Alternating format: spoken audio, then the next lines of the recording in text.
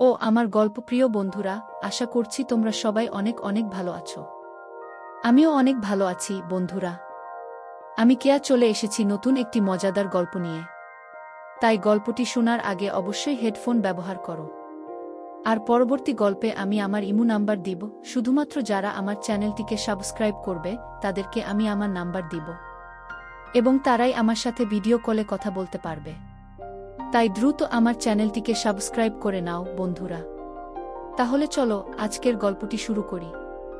আমার পিচ্চি দেবর মাত্র ক্লাস 5-এ পড়ে, বয়স অনেক কম, কিন্তু অবাক করা বিষয় হলো এই বয়সে সে 2টা মেয়ের সাথে প্রেম করে ঘুরে বেড়ায়। আমি তাকে অনেক স্নেহ করতাম এবং প্রতিদিন তাগিদ করে স্কুলে পাঠাতাম, সে যেন লেখাপড়া করে বড় কিছু হতে পারে।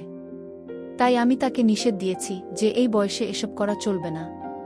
পিচ্চি দেবর তখন বলল, তাহলে ভাবি তুমি আমার ভালোবাসার মানুষ হবে, আমি যা চাই তা দিবে গু। আমি পিচ্চি ছেলের কথা শুনে ভাবলাম তাকে অন্তত মেয়েদের কাছ থেকে বিরত রাখার জন্য তার সাথে আমার ভালো অভিনয় করতে হবে, তার চাওয়া পাওয়া আমারই পূরণ করতে হবে। আমি ভেবেছিলাম তার বয়স কম, সে আর কি করতে পারবে। কিন্তু এই ধারণা আমার ভুল ছিল। একদিন রাতে সে আমার সাথে ভাবতেই পারছি না। এত বড় কি করে হয়, বাকিটা গল্পে শোনাচ্ছি। বাসায় ঢোকার সময় বাজারের ব্যাগ থেকে একটা পারফিউম বের করে ভাবির সামনে হাঁটু বসে বললাম, রমণী, তোমার জন্য হাজার মানুষের ভিড়ে ঠেলাঠেলি করে মানুষের বিশ্রী ঘামের গন্ধ সহজ করে নিয়ে আসলাম। এই সুগন্ধবিহীন পারফিউম, তুমি এটি হাতে নিয়ে ধন্য করো আমায় গু। ভাবি তখন রান্নাঘরে রান্না করছিল, গরম কুন্তিটা হাতে নিয়ে আমায় বলল, 9:30 বেজে গেছে, তাড়াতাড়ি ফ্রেশ হয়ে স্কুলে যা গু। বলছি, আমি মুচকি হেসে ভাবিকে বললাম, আজ তো স্কুলে ক্লাস হবে না, শুধু শুধু গিয়ে লাভ কি। ভাবি রেগে গিয়ে বলল, ক্লাস না হলে তুই স্কুলে যাবি? কয়েকদিন পর এসএসসি পরীক্ষা, সেই খেয়াল আছে? আর স্কুলে না গিয়ে তুই যদি অন্য কোথাও যাস তাহলে কিন্তু খবর আছে। আমি কিন্তু স্কুলে ফোন দিয়ে খবর নিব। স্কুলের পড়া শিখা হয়নি। তাহলে ভেবেছিলাম স্কুলে যাব না, কিন্তু ভাবি যেভাবে রেগে আছে, না গেলে আমার খবর আছে। তাই বাধ্য হয়ে স্কুলে গেলাম। স্কুল থেকে বাসায় আসতে আসতে বিকাল হয়ে গেল। ভাবি আমার কাছে এসে বলল, তুই টিফিনে খেতে এলি না কেন? স্কুলের পাশেই তো বাসা, খেয়ে গেলে কি সমস্যা হতো? আমি ভাবির থেকে একটু সরে গিয়ে মাথাটা নিচু করে বললাম, বন্ধুদের সাথে বাহিরে খেয়ে ফেলেছিলাম গো। ভাবি আমার দিকে রাগী চোখে তাকিয়ে বলল, তুই আমার কাছে আয় তো। আমি ভাবির থেকে আরও সরে গিয়ে বললাম, কেন ভাবি? আমার ডান গালে সজোরে থাপ্পড় মেরে বলল, তুই আবারও সিগারেট খেয়েছিস। সার শরীর থেকে সিগারেটের গন্ধ বের হচ্ছে। তুই না আমায় কথা দিয়েছিলি আর কখনো সিগারেট খাবি না? আমি কিছু না বলে মাথাটা নিচু করে দাঁড়িয়ে রইলাম। আর ভাবিকে বললাম, ভাবি, আমি আর সিগারেট খাবো না। তুমি যদি আমার একটা গোপন কথা রাখো গো। তুই ক্লাস 5-এ পড়িস, তোর আবার কিসের গোপন কথা আমার সাথে? ভাবি, আমি ছোট হলে কি হবে, এখনো আমার পিছনে 2টা মাইজা এত বছর ধরে দেখে আসছি, তাই আর বুঝতে বাকি রইল না, নিশ্চয়ই ভাইজা ভাবির গায়ে হাত তুলেছে, ভাবিকে মেরেছে। আমি ভাবিকে কিছু না বলে নিজের রুমে চলে আসলাম। মাঝে মাঝে ইচ্ছে হয় ভাবির প্রতি এই অন্যায়ের প্রতিবাদ করি, কিন্তু ভাইয়ার চোখের দিকে তাকিয়ে কথা বলার সাহস কখনোই হয়নি। রাত 1-1টা বাজে, বড় আপু লাগেজ হাতে নিয়ে বাসায় হাজির। মা অবাক হয়ে জিজ্ঞেস করল, তুই এত রাতে আপু? বললাম, আমি আর এই সংসার করব না। ঘুম থেকে একটু দেরিতে উঠলে শাশুড়ি নানা রকম কথা বলে, নন্দী আজেবাজে কথা বলে, সারাদিন সংসারের কাজ করেও কারো মন পায় না। এমনকি মাঝে মাঝে রাতুল ও আমার স্বামী আমার গায়ে হাত তুলে গু। আপুর কথা শুনে ভাইজা রেগেমেগে বলল, কি, তোর স্বামী তোকে মারধর করে? এই রাতুলকে আমি মামলা দিয়ে জেলের ভাত খাইয়ে ছাড়ব। মা কাঁচতে কাঁচতে বলল, তুই কি কাজের মেয়ে নাকি যে তোর এত কাজ করতে হবে? শাশুড়ি হয়েছে দেখে মাথায় উঠে গেছে নাকি? তোকে কিছু বললে তুই কিছু বলতে পারিস না? আর নন্দী যখন আজেবাজে কথা বলে তখন গালে থাপ্পড় মারতে পারতি না? ভাবি তখন বড় আপুকে বলল, সংসারে এইরকম টুকটাক ঝামেলা হবেই, তাই বলে সংসার ছেড়ে চলে আসা কিন্তু ঠিক হয়নি গি। ভাবির কথা শুনে ভাইজা সবার সামনে ভাবিকে থাপ্পড় মেরে বলল, এত বেশি বুঝো কেন? আমার বোনের বোনকে মারধর করবে আর ও এটা মেনে নিয়ে সংসার করবে? এমন সংসারে লাথি মেরে অনেক আগেই চলে আসা উচিত ছিল। এতক্ষণ সবার কথা শুনছিলাম, কিন্তু এখন আর চুপ করে থাকতে পারলাম না। যে ভাইয়ের চোখের দিকে তাকিয়ে কখনো কথা বলিনি, সেই ভাইয়ের চোখের দিকে তাকিয়ে বললাম, কেন পারবে না? ভাবি তো ঠিকই পারছে, আপুকে মেরেছে, বলেছে দেখে তুমি দুলাভাইয়ের নামে মামলা দিবে। তুমিও তো ভাবিকে মারধর করো, তাহলে তোমার নামে কি মামলা দেওয়া উচিত? মার দিকে তাকিয়ে বললাম, নিজের বেলা 16 আনা আনা, আর পরের বেলা 4 আনাও না। ভাবি যদি কোনোদিন একটু দেরি করে ঘুম থেকে উঠেছে তাহলে তুমি তাকে যাতা বলেছ। সারাদিন কাজ করেও ভাবি তোমায় মন পায়নি, তুমি আপুকে বলছো নন্দী আজেবাজে কথা বললে তাকে থাপ্পড় মারতে, অথচ আমি নিজ চোখে দেখেছি আপুর গোসলের পানি গরম দিতে একটু দেরি হয়েছিল দেখে আপু ভাবিকে থাপ্পড় মেরেছিল।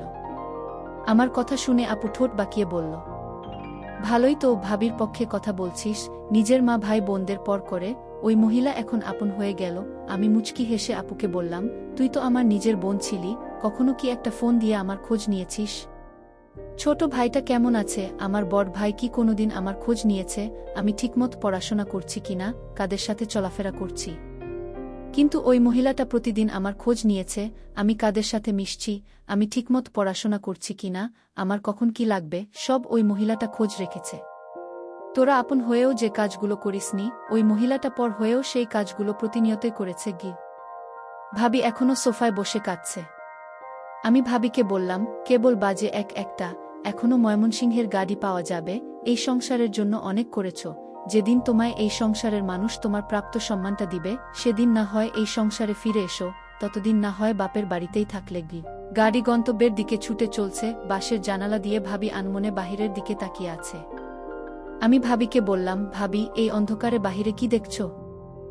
ভাবি চোখের কোণে লেগে থাকা চোখ জলটা মুছে বলল, তুই একটা পিচ্ছি ছেলে হয়ে তুই আমার জন্য এত কিছু করলি, তোর এই ঋণ আমি কোনোদিন পরিশোধ করতে পারবো না।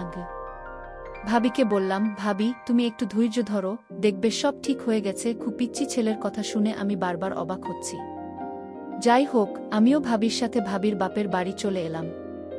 ভাবি বলল, আমি তোকে আমাদের বাড়ির পাশের স্কুলে ভর্তি করাবো। পিচ্চি দেবর বলল, ও তার একটি নাম আছে, সেটা হলো জিসান। পিচ্চি জিসান বলল, আমি স্কুলে পড়ব না যদি তুমি আমার গোপন কথা না রাখো। বাড়িতে গেলে বাবা আমায় খুব সুন্দর করে থাকতে দিল, যে সংসারে মেয়েদের কোনো মূল্য নেই সেই সংসারে না থাকাই ভালো।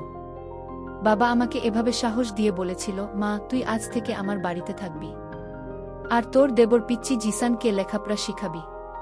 পরদিন আমার পিচ্চি জিসানকে স্কুলে ভর্তি করে দিলাম। সে স্কুলে প্রতিদিন যেত। আমি মাঝে মাঝে খোঁজ নিতাম জিসান কি আসলে ভালো করে লেখাপড়া করছে নাকি উল্টাপাল্টা কিছু করছে।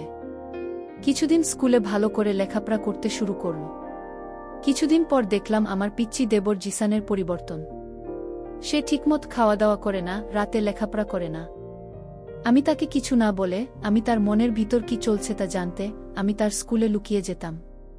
কিন্তু স্কুলে একদিন লুকিয়ে গিয়ে যা দেখলাম তা দেখে আমার মাথায় মনে হয় আগুন ধরে গেল। এই পিচ্চি ছেলে এই বয়সে দুইটা মেয়ের সাথে প্রেম করে ঘুরে বেড়াচ্ছে। আমি তা দেখে অবাক হয়েছিলাম। আমি আজ সিদ্ধান্ত নিলাম, জিসান বাড়িতে আসলে আজ তাকে জবাবদিহি করতে হবে। এই বয়সে এসব করা কি ঠিক? স্কুলে থেকে জিসান বাড়িতে ফিরল। আমি তাকে জিজ্ঞেস করলাম, জিসান তুই স্কুলে কি ঠিকমত পড়ালেখা করছিস? জিসান বলল, ভাবি গিয়ে বলো আমি আজ সাপ্তাহিক পরীক্ষায় ফার্স্ট হয়েছি। আমি মনে মনে বললাম, আহা বোকা ছেলে, তুই আমাকে বোকা বানিয়ে ফেলতে চাইছিস। এটা তো পিচ্ছি না। জিসান তুই আমার কাছে থেকে কিছু লুকানোর চেষ্টা করবি না, আমি কিন্তু সব জানি। চেষ্টা করবি না, আমি কিন্তু সব জানি। ভাবির কথা শুনে আমার গলাটা শুকিয়ে গেল। আমি বললাম, ভাবি আমি কি তোমার সাথে মিথ্যা কথা বলতে পারি? আচ্ছা জিসান তুই আজ আমার সাথে এত বড় মিথ্যা কথা বলতে পারলি? তুই তোর বিষয়ে আমি জেনেছি, তুই এই বয়সে প্রেম করে ঘুরে বেড়াস, তাও একজনের সাথে না দুইজনের সাথে। আমি আজ নিজ চোখে দেখেছি তুই মেয়েদের সাথে বসে গল্প কর, আমার চোখে তুই ফাঁকি দিতে পারবি না। জিসান জিসান আমি তোকে নিয়ে অনেক স্বপ্ন দেখি, তুই এখন এসব করলে তো তোর জীবনটা নষ্ট হয়ে যাবে। জিসান আমায় বল, ভাবি আমি জানি না আমার রাতের শরীর কেমন লাগে। আমি জিসানের কথা শুনে বুঝতে পারলাম ওকে এই প্রেম করা থেকে বাঁচাতে হলে আমার তার সাথে কিছু অভিনয় করতে হবে, তার ইচ্ছাটা আমার পূরণ করতে হবে। যাই হোক, আমি জিসানকে বললাম এসব তোর বাদ দিতে হবে, নইলে আমার অবস্থা খুব খারাপ হবে। কিন্তু আমি জিসানকে বললাম, জিসান তুই কি চাস বলতো? যদি আমার কাছে থাকে তাহলে আমি তোকে দিব। জিসানের মুখে হাসি ফুটে উঠল আমার এই কথা শুনে। ভাবি তুমি যদি আমার মনের আশা পূরণ করো তাহলে আমি সব বাজে কাজ থেকে বের হয়ে আসব। আমি জিসানকে বলেছিলাম, জিসান কি তোর ইচ্ছা আমার কাছে বলতে পারিস? জিসান তখন আমার কথা শুনে শরম পেল ভাবি তুমি সত্যি আমার ইচ্ছা পূরণ করবে? আমি জিসানকে বললাম তাহলে কি তোর মনে হয় আমি মিথ্যা কথা বলছি? জিসান বল ঠিক আছে ভাবি রাতে বলবো। রাতে জিসান খাওয়া দাওয়া শেষ করে আমার রুমে এসে বল ভাবি আজ আমি তোমার রুমে ঘুমাবো, আমার একা একা ঘুমাতে ভয় লাগে, তোমাদের বাসাটা অনেক বড়। আমি জিসানকে বললাম জিসান তুই তো ছোট মানুষ, তুই কি আমার চাহিদাটা কি বুঝবে? জিসান বল ভাবি আমি এতদিন যে একটা গোপন কথা বলবো সেটা আজ তোমায় বলবো। ভাবি বল তোর গোপন কথা কি? এটা আমি জানি। আমি ভাবিকে বললাম ভাবি তুমি জানবে কি করে আমার মনের কথা? ভাবি বল দেখ আমি 2টা বছর তোকে লালন পালন করেছি, আর তোর মন কি চায় সেটা আমি বুঝবো না তাহলে কে বুঝবে? আমি ভাবিকে বললাম ভাবি তাহলে বলো আমার মন কি চায়? ভাবি তখন বলল তোর মন সবসময় আমাকে নিয়ে ভাবে, তুই রাতে আমাকে নিয়ে স্বপ্ন দেখিস, তুই আমাকে চাস তাই না? জিসান তখন অবাক হয়ে গেল আর মনে মনে চিন্তা করতে লাগলো ভাবি আমার মনের খবর কি করে জানে? যাই হোক ভাবি তখন বলল তুই তো পিচ্ছি একটা ছেলে, তুই কি আমার অভাব দূর করতে পারবে? আরে ভাবি তুমি একটা সুযোগ দিয়ে দেখ না আমি কি করতে পারি? জিসানের মুখে এই কথা শোনার পর মনে মনে চিন্তা করলাম পিচ্ছি একটা পোলা, সে আমার ছেলের বয়সী, সে কি না বলে তাকে একটা সুযোগ দিব? কিন্তু আমি সিদ্ধান্ত নিলাম জিসানকে খারাপ কাজ থেকে বাঁচাতে হলে তার সাথে আমার ভালোবাসার অভিনয় করতে হবে। আমি জিসানকে বললাম আমি যদি তোর মনের সকল ইচ্ছা পূরণ করি তাহলে তুই কি ভালো করে লেখাপড়া করবি? জিসান বল ভাবি তুমি একটা সুযোগ দাও, পরে দেখো আমি পরীক্ষায় ভালো রেজাল্ট করব। তারপর আমার মনের ভিতর বিভিন্ন রকমের চিন্তা ঘুরপাক খাচ্ছিল, এটা কি ঠিক হবে? আমি তো খারাপ কিছু করছি না,